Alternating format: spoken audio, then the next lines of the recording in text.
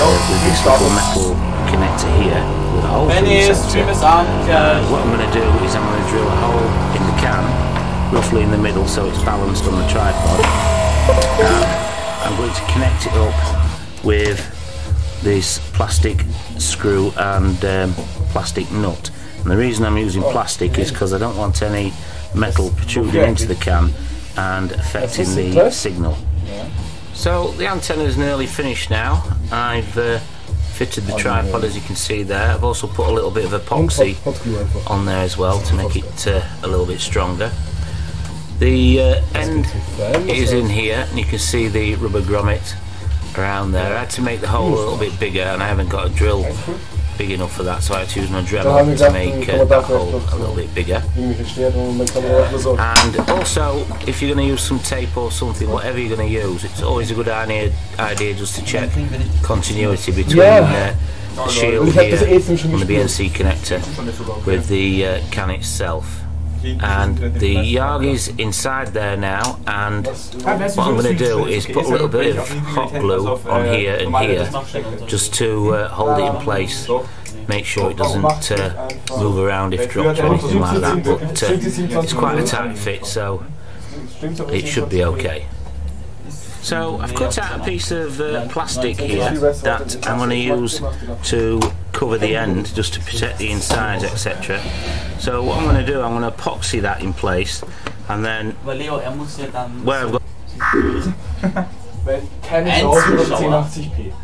Wir haben einen Zuschauer, wo wir nicht zu Und es bringt eh nichts, weil wir haben einen Zuschauer, wo wir nicht sehen. Das ist nicht so komplett. Das ist übel jetzt geschaltet. Wir haben einen Zuschauer. Das ist wahrscheinlich das Ding selbst. Ja, es ist Nein, er registriert sich selbst nicht. Bei Twitch zumindest ist es. Sorry. Hast du immer einen Zuschauer? So as you've just seen, it works really well. Managed to pick up quite a lot of access points there. There's about 26 access points, and all of them, when I had the antenna pointing at them, gave a good signal back. So really pleased with this antenna. So I hope you found this video useful, and if you did, please give it a big thumbs up, and I'll catch you for the next one. Kleiner. Oh, vorne liegen alle, aber die liegen halt alle auf der Spiegel, seitdem wir Weihnachten. Welcome back, friends and family of my audience. Greetings if you've never watched any of my videos ever. My name is Eric, and I'm an FCC licensed amateur radio operator. My YouTube channel is called Ham Radio Concepts, so you can think I do videos on ham radio. Today's a big day for me. I am now a former telecommunications installer. Internet, cable, and satellite.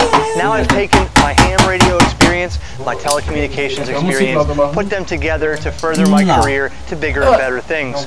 Can't tell you where I'm going, but I can tell you where I've been.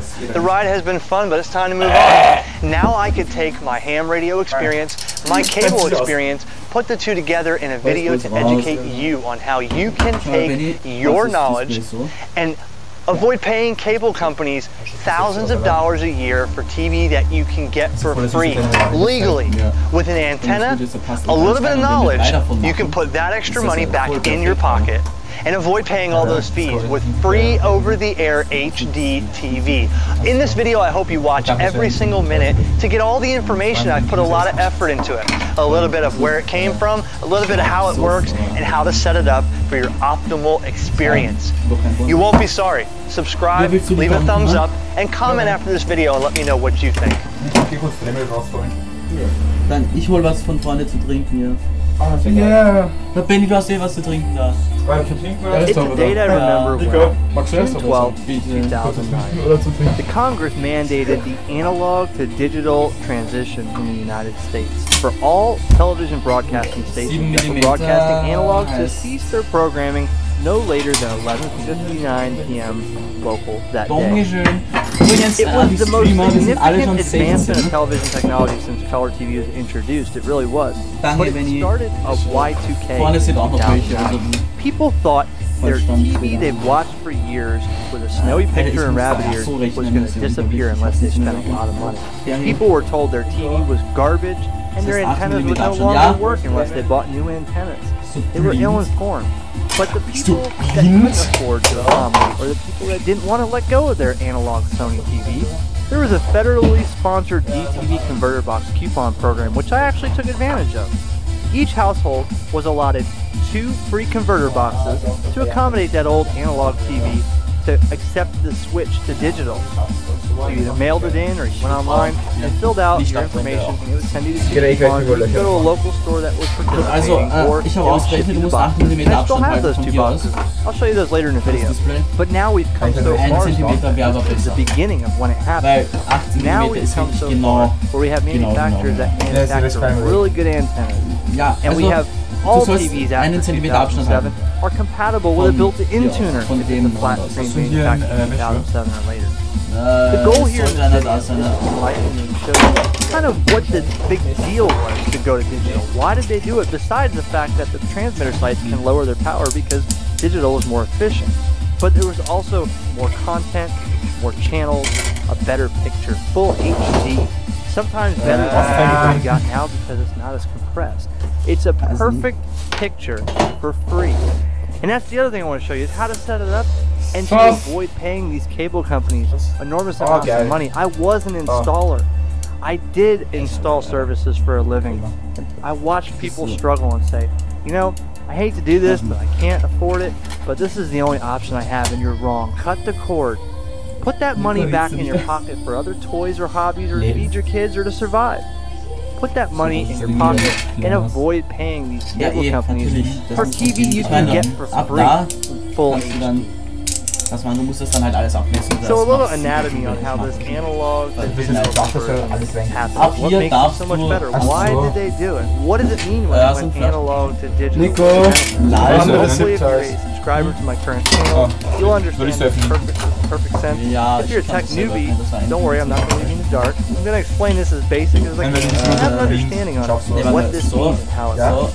Now you have an HD TV and you want to receive over-the-air broadcasting free from a television station. Of course you're going to need an antenna. We're going to talk about indoor versus outdoor, coax connecting them, amplifiers, and more. But the big misconception is my antenna digital?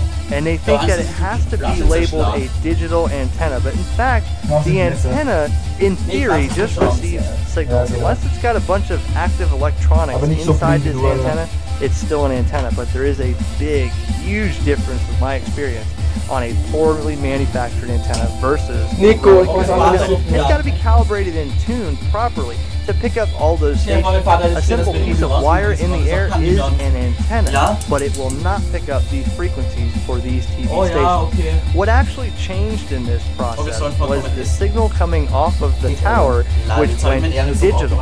And what that means, well, let me explain. In the past, years until 2009, Channel 25, for example, is local to me, and that's a ABC channel, local to me in West Palm Beach. It, for years, was an analog signal, passing nothing more than traditional audio and video over a 6 megahertz bandwidth. And for the non-technical people, that pretty much picture a one-lane highway. You could fit one car in that one lane at one time. Okay? Now, when they went digital, what they actually did, digital can occupy less bandwidth, so they can fit multiple channels in the same one-lane road. So basically, they made the cars